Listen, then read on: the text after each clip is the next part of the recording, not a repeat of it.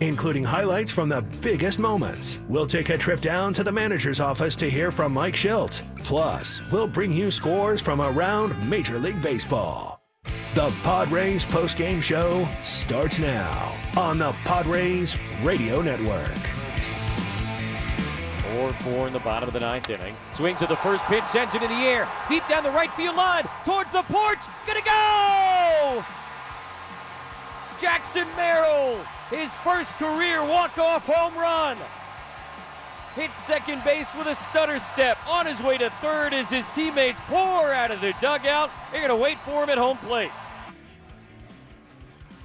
What a moment for the rookie, Jackson Merrill, the walk-off home run in the bottom of the ninth inning as the Padres beat the Oakland A's on this Wednesday afternoon. The final score, Padres 5 and the A's 4. Padres trailed 4-2 in this game. Heading to the bottom half of the eighth inning, Donovan Solano, a two-run home run in the bottom of the eighth to tie it at 4. And then Jackson Merrill breaking out the broom himself, a walk-off home run. And the Padres win another thriller, second straight day with a walk-off home run. Sam Levitt with you inside the loft here at the Western Metal Building at Petco Park. I just got finished running up to the Western Metal Building after we talked with Jackson Merrill on the field. We'll hear that when we come back. Much more to come on our post-game coverage from Petco Park here on the Padres Radio Network.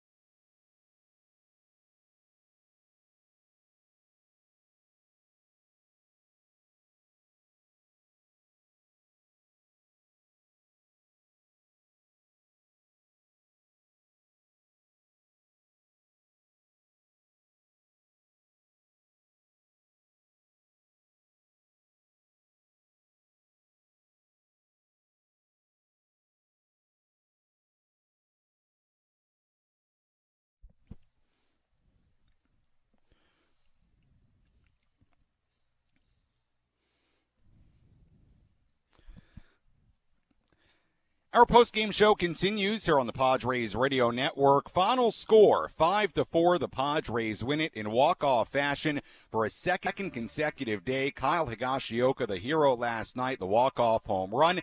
And today, it was the rookie, Jackson Merrill, a walk-off solo home run in the bottom half of the ninth inning. I was so pumped up about it, by the time I got up to the Western Metal Building, I forgot about Merrill's first home run. A 2-home-run day for Jackson Merrill, the first of his major league career. He now has 5 in his rookie season, and Jackson absolutely brought the house down with the home run in the 9th inning. I caught up with Jackson Merrill on the field right after his walk-off swing. Jackson, you were facing the hardest thrower in all of baseball. How were you able to get such a good swing on that pitch? I mean, if it's not a fastball, it's going to be slow. So you got to just get the head out, and then you adjust if it's an off-speed pitch, and he gave me an off-speed pitch. Another great crowd here at Petco Park. You walk it off, your emotions rounding those bases. Yeah, I mean, it's just joy. We come here and we play hard every day, and we've kind of let the fans down at the beginning of the season, so it feels good to leave here with a sweep and go on the road and keep winning. You said it, first sweep of the season for this team. What does it say about this group that you guys were able to come back the way you have the last couple of days? I mean, that's all we care about is winning. So we don't care about anything else but winning. We're going to fight as long as we possibly can. We're there in the end every day. And, we showed up big time. Donnie had a hell of a day with 2 homers. He really kept us in that game, and then I kind of came up and did my job. But, tomorrow's going to be someone else's day too. It's not one person's day every day. We're a team. Jackson, congratulations on an awesome ending. What a moment. Thanks so much. Thank you. That was Jackson Merrill right after the game. What a moment for the 21-year-old Jackson Merrill.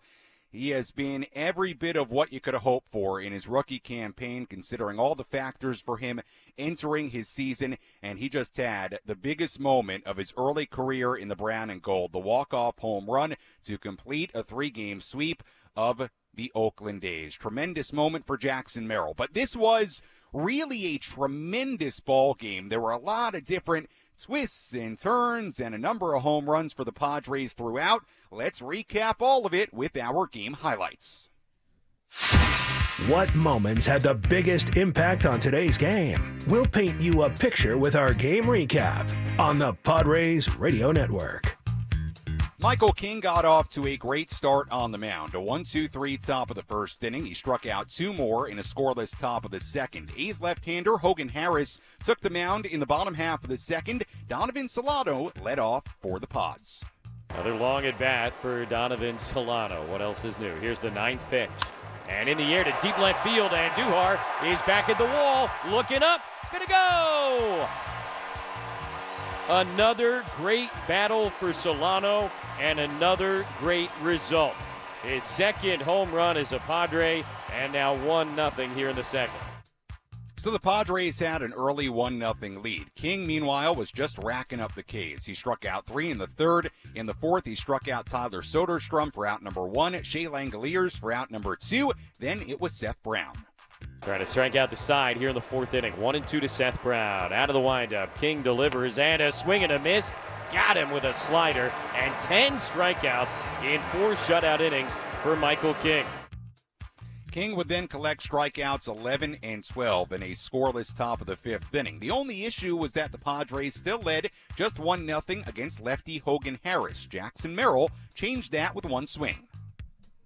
Here's the 2-0. Merrill swings, hits it in the air. Straightaway center and deep. Cameron's back. He's at the wall. Leaps up. Gonna go! Home run, Jackson Merrill. Second of the day for the Padres. And it's 2-0 here in the 5th. In the top of the 6th inning, Michael King returned to the mound. He gave up back-to-back singles to start the inning. King came out. Wandy Peralta came in. Peralta faced Tyler Soderstrom. First pitch to Soderstrom, grounded through the left side. That's a base hit. Blade rounding third. On his way, Zokar's throw will go to third. And an RBI single for Tyler Soderstrom.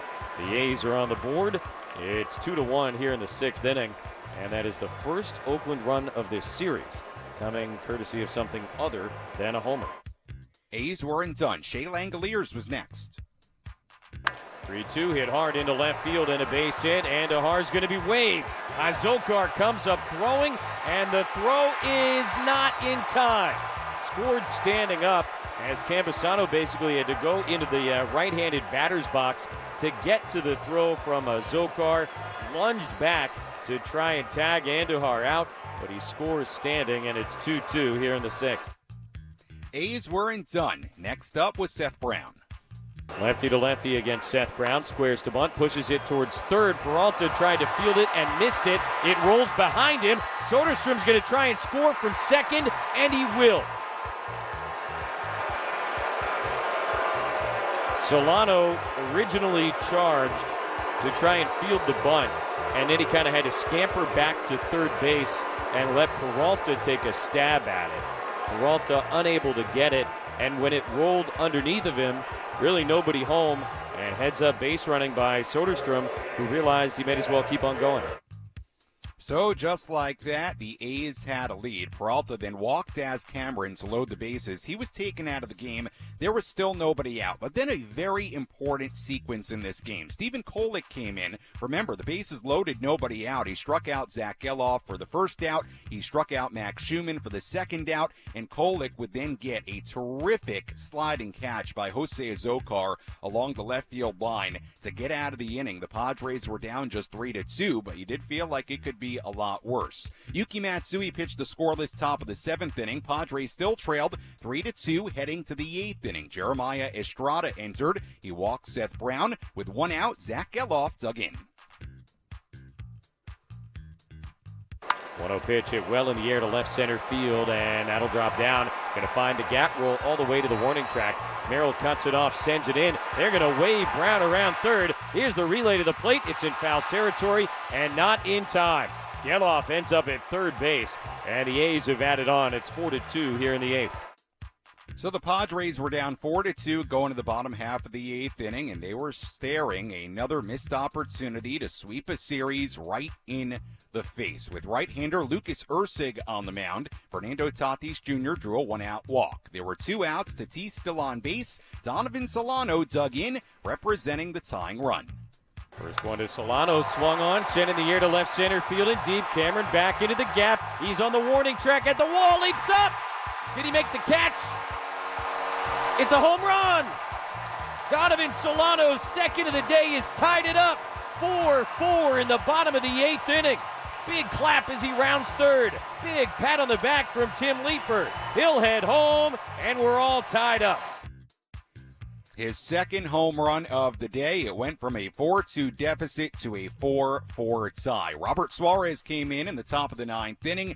He got through the inning scoreless. So that set things up for the bottom half of the 9th inning. The first appearance in this series from A's right-hander Mason Miller, who is the hardest thrower in baseball and a really, really good closer as well. In fact, we heard from Mason Miller on our pregame show today. Miller faced Ha-Sung Kim, got him to ground out. But then, in a 4-4 game, 1 out, nobody on, the rookie Jackson Merrill had his early signature moment in the brown and gold. 4-4 in the bottom of the 9th inning. Swings at the first pitch, sends it in the air. Deep down the right field line, towards the porch, gonna go! Jackson Merrill, his first career walk-off home run. Hits second base with a stutter step. On his way to third as his teammates pour out of their dugout. They're going to wait for him at home plate. Padres win it in back-to-back days in walk-off fashion. Hopping up and down around the dish with Jackson Merrill. And the Padres beat the A's 5-4 to finish this homestand 5-2. What a win, what a moment, and what a couple of endings in a row for the Padres. It was Kyle Higashioka last night, and here today on a Wednesday afternoon, the sun shining and the rookie shining as well. Jackson Merrill, the walk-off home run, also his second home run of the day. First time he's ever done that in his early major league career. And oh yeah, by the way, Jackson Merrill, now the youngest Padre to ever hit a walk-off home run. A special, special young player with a huge moment here at Petco Park as the Padres win it by a final score of 5-4. When we come back in our post-game coverage, we'll hear from Padres manager Mike Shildt. Much, much more to come from Petco Park after this on the Padres Radio Network.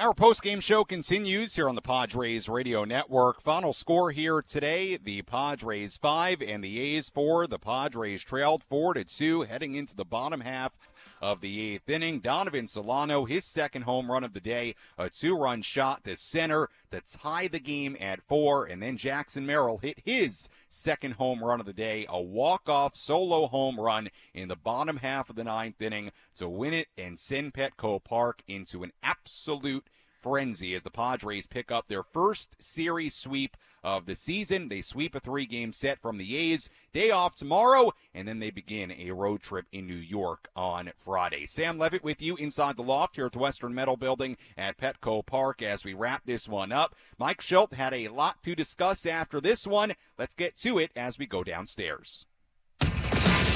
Let's pull up a seat in the manager's office and hear from Padres manager Mike Shildt. Presented by Sinley Food. Spice up your culinary life. Mike, it goes without saying, back-to-back walk-offs. This is pretty exciting for your ball club, and a lot of heroes today. A lot of heroes, yeah. I mean, where do we start? I mean, probably with Jackson, right? But, I mean, 2-homer game, adds on with gets the second run, and, of course, they came back, and, God, man, what a beautiful approach. Not trying to do too much against a guy that's pretty nasty, man, clearly. Just nice, sweet stroke, drop the head, and send everybody home happy. Yeah, we've talked a lot about his growth and his consistency as well. This is maybe just another next step in his progression of reaching what he's capable of doing at that point. Yeah, I think that's accurate. And he just continues to play the game, stays within himself, takes what the game, gives him, sees it real well, has an approach with the talent to match, and now you're seeing it just continue to get more consistent and burgeon. Sticking with the offense for a moment, Solano, great game for him as well, clutch home runs. I mean, for a guy that couldn't really find a job coming into spring training, he's found a nice home here. Found a great home. He's a pro's pro. Donnie Barrels, big swing to get us the lead, and man, wasn't it bad to tie it later. Just tremendous at bats, righties, lefties, doesn't matter. Just going to take a pro at bat and doesn't try to do too much. Just nice, short, compact swing, ball to handle, and puts barrel on it. So let's also give some love to Toddy on the at bat before that. He's got a hitting streak that most of us know about. He could have easily chased a hitting streak. Instead, he took a great at bat and earned a walk on a borderline pitch. That's winning baseball. That guy, how do I get on for the next guy behind me? Yeah, I got something personal going on, but our team's more important than that. And I can't say what he was thinking, but I can tell what I saw. I saw a guy who was determined to figure out a way to get on base, and that was a real team at bat. Switching over to the pitching and defense now, let's go to the 6th inning, which was really a crucial point where Stephen Kolek was able to come in there, and Azokar makes that catch, kind of a turning point to keep that game close. A lot to unpack in the 6th inning. I'm sure we'll continue to unpack with some other questions. Good for Stephen Kolek. We talked about him, a lot of guys graduating in our bullpen. Maury Hone getting bigger innings, Estrada clearly being able to do that. And now Stephen, last couple times out, it's been tremendous, multiple innings, absolutely in attack, stuff's elite. And he comes into a real headache. Bases loaded, nobody out. Boom, punch out, and then, makes a quality pitch, and Sugar goes down and makes a plus play. And I turned to Espo after that, said right there, that's going to help us win this baseball game. Almost feels like it was yesterday now, but Michael King threw the ball pretty darn good today with that slider working on the 2-seam fastball. He was great. The decision, he's at that 90 mid area, but he hadn't really had any stress. He's got a 2-hitter going. We like the at-bats against Baudet and then Andujar with him. He hadn't had much traffic. His pitch count was up, but really that was effectively Cameron had, a 10-pitch at-bat in the 4th, and Soderstrom had a 9-pitch at-bat in the 2nd. So you're talking about effectively 20 of his pitches in those 2 at-bats, but didn't have a lot of traffic beyond that. So point being is he came off, felt great. Everybody thought his stuff was still crisp. Goes out, Baudet gets, a ball that he, found a way to get through the hole, and then Andujar, it's a 15-hopper that, we weren't able to, there wasn't a play to be made, it's just an infield single. And so we go to Wandy, and, ground ball finds a hole, and don't make a bump play, and, then Kolek comes in later to save the day. that long at bat that did run up his pitch count. I mean, the inning before that, he'd been very efficient. And were you thinking at that time, okay, maybe we are going to be able to get, because it was clear his pitch count was building up as his strikeouts were building up. Yeah. You were thinking along in the game of kind of like, oh, when exactly was it that you were going to? Yeah, absolutely. Like, we just continued until we do the whole game long. Like, what's the stress? We mentioned Vasquez yesterday. Did a great job of dodging a lot of traffic, but he's in traffic. There's more stress. He's got to make, more quality pitches out of the stretch. Today, Michael pretty much in control with the 2 hits. The long at bats didn't affect that inning to where he had to labor to get out of it, which, then's a factor about how long they go. So with 2 longer at bats, spaced out a couple innings apart, and a lot of quality pitches, and the stuff's still good, and we liked the reaction we were seeing on the swings from Blade and DeHar. It was a pretty easy decision. Again, he found a little bit of a hole in the middle, and 15 hopper, was an infield hit. But that's part of the equation of how we operate.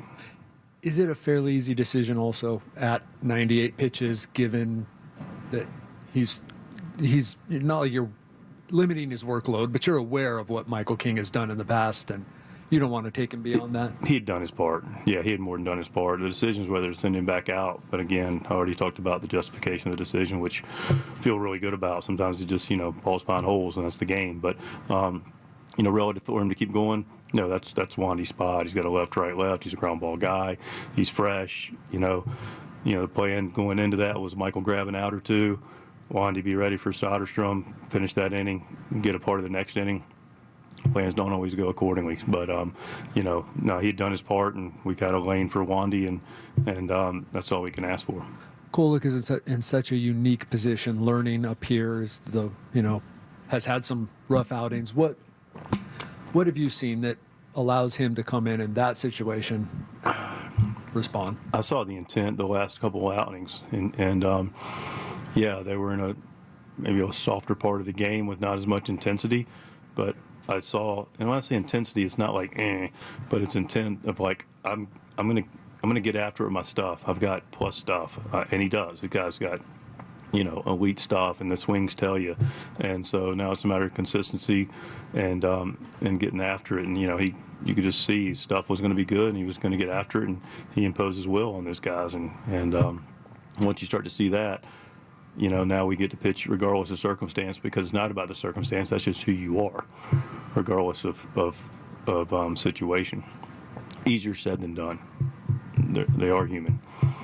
Jackson's a pretty fiery guy. Like, what has he brought to this team for when a 21-year-old rookie kind of plays with the fire that he plays with? It's a lot. It means a lot. And we got great energy with this club. I love the group. I say it all the time. I love this club.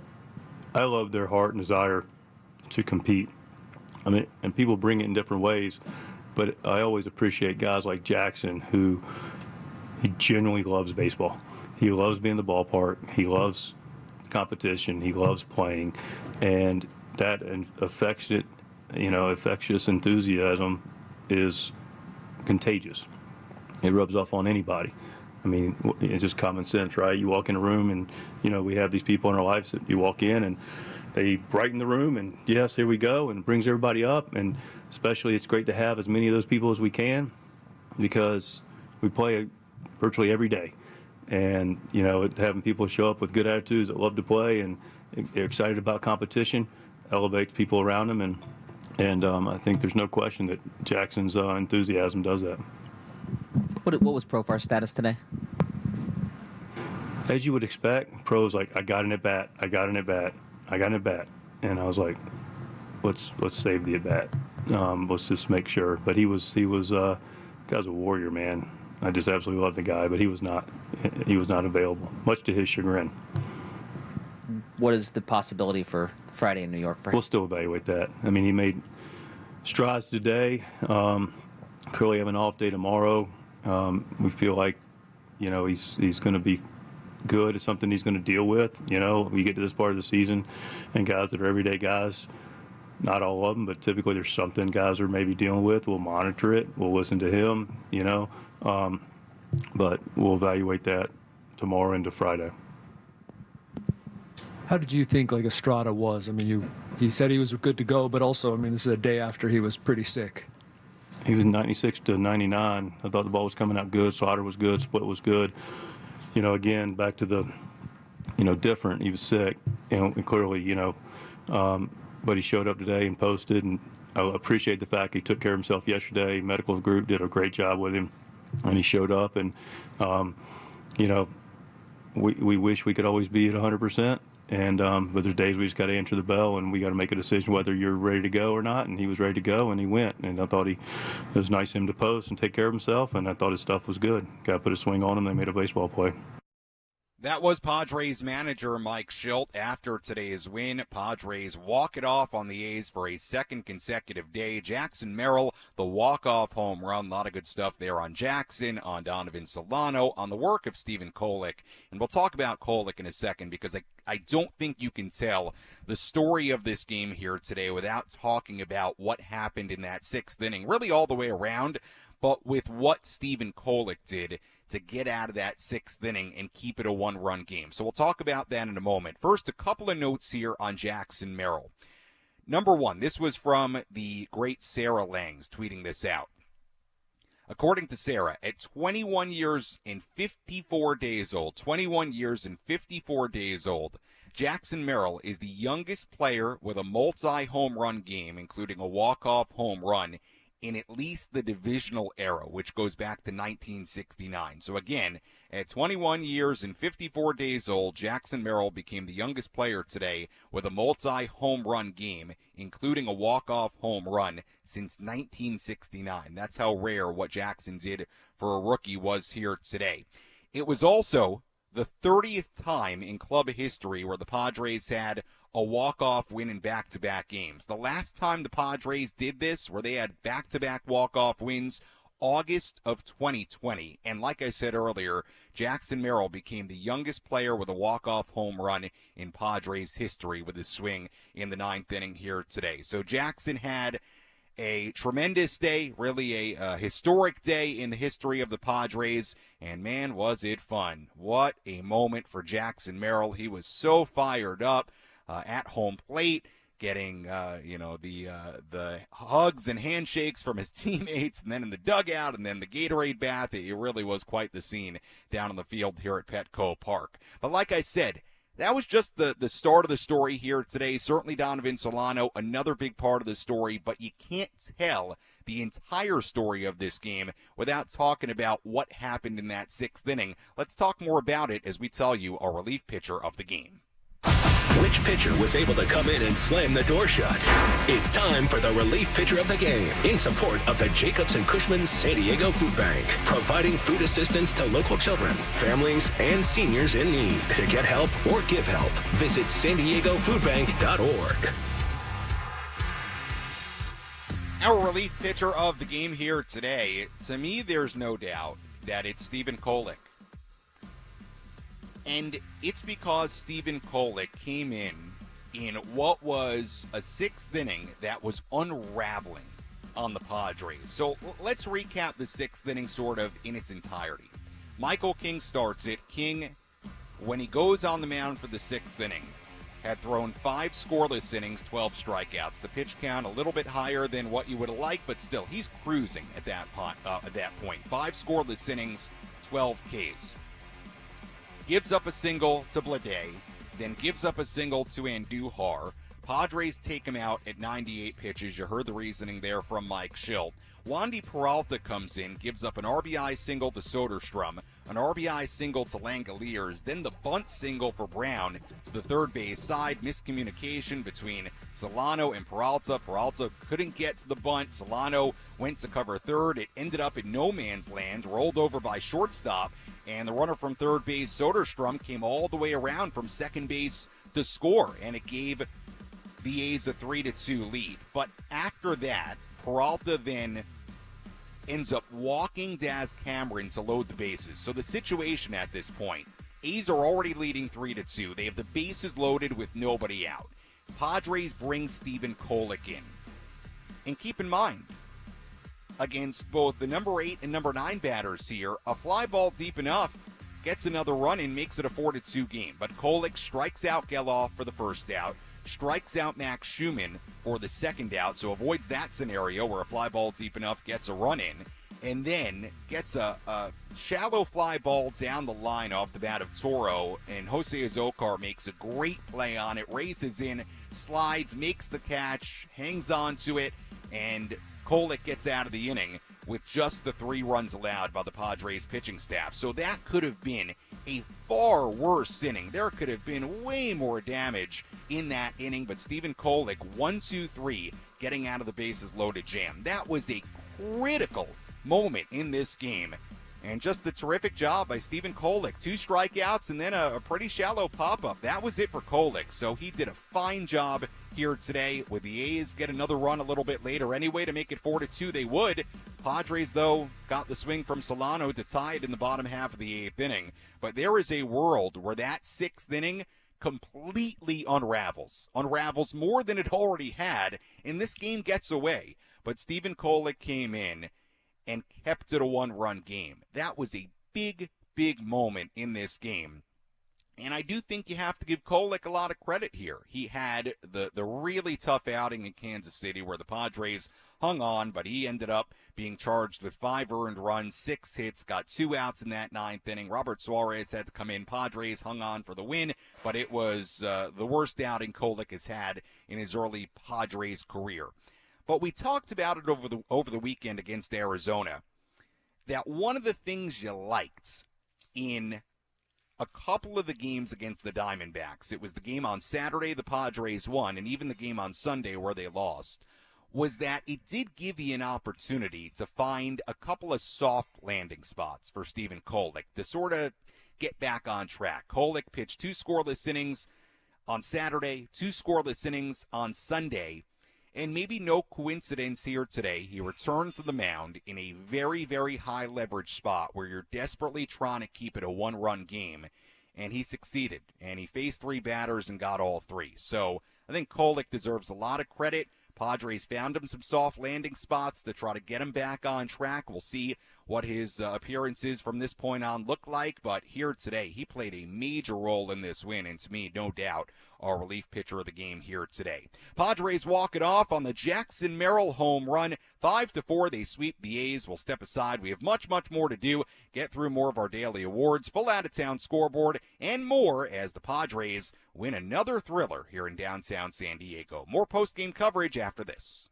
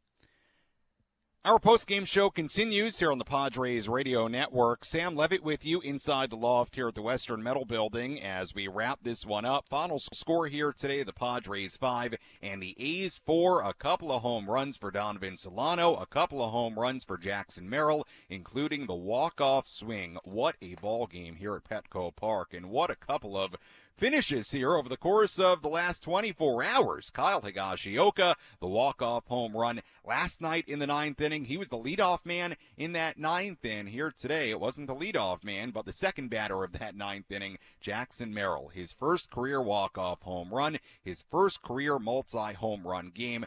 The youngest player in Padres history to hit a walk-off home run, and he brought the house down in that ninth inning. A crowd of nearly 36,000 here in downtown San Diego on a Wednesday afternoon. They had a lot to cheer about, and really a great ball game here on this Wednesday. We'll have a look at our player of the game coming up in just a little bit. We'll also hear our play of the game. We'll quickly replay my interview with Jackson Merrill if you missed it a little bit earlier from right after his walk-off swing. First, let's take a quick look at the out-of-town scoreboard. Let's take a trip around the Bigs and tell you about the scores you need to know in our out-of-town scoreboard. Presented by Jensen Meat, where great taste meets integrity.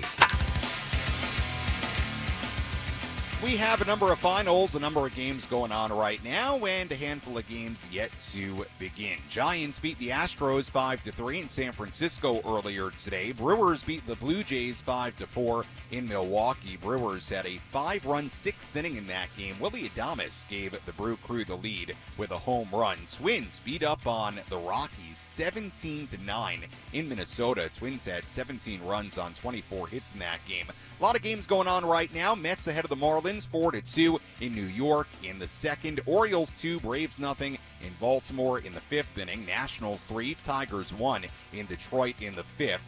Rays beating the Cubs right now in Tampa Bay 2-1 in the fourth inning. Reds 1, Guardians nothing in Cincinnati in the second. Phillies ahead of the Red Sox 2-0 at Fenway Park in the third. Pirates and the Cardinals scoreless in St. Louis in the first inning. Games yet to begin. Yankees in Kansas City taking on the Royals. Angels and the Diamondbacks at 6:40 in Arizona. White Sox and the Mariners later on tonight in Seattle. And finally in LA at 7:10, the Rangers against the Dodgers. And that is a full look at the out-of-town scoreboard on this Wednesday. I'll tell you what, it is a tough decision for player of the game here today. But let's get to it. Let's tell you who it is. Which player had the biggest impact on today's game? Let's find out who is today's player of the game. Presented by Valley View Casino and Hotel. Catch every game at Patties and Pints. Plus, enjoy $4 beer every Thursday. Visit valleyviewcasino.com today. First one to Solano, swung on, sent in the air to left center field and deep. Cameron back into the gap. He's on the warning track at the wall, leaps up. Did he make the catch? It's a home run. Donovan Solano's second of the day has tied it up. 4-4 in the bottom of the eighth inning. Big clap as he rounds third. Big pat on the back from Tim Leeper. He'll head home, and we're all tied up. Donovan Solano, our player of the game here today on the Padres Radio Network. The game-tying two-run home run in the bottom half of the eighth inning to make it 4-4. That set the stage for Jackson Merrill's second home run of the afternoon. And trust me, could have been Merrill, could have been Solano, but we've given a lot of love to Jackson already on the postgame, and we'll give Jackson some more love in our final segment. So nothing but love for Jackson today. But how about Donovan Solano? Had one more RBI than Jackson did, so maybe that'll be our reasoning for him being player of the game today. But Solano had a 2-home run game, the solo shot in the second to give the Padres a 1-0 lead, and then that 2-run home run in the eighth inning to make it a 4-4 game. Solano with 3 home runs now in a Padres uniform, and you look at the overall numbers, despite struggling a little bit entering this game, and he was in the midst of a little offer yesterday at one point. You look at Solano's numbers, man. 313, 3 home runs, 10 RBIs, and 848 OPS. He's played a pretty good infield no matter where he's been. He has been a real pleasant surprise. Somebody the Padres signed once the season started, somebody the Padres brought up not all that long ago.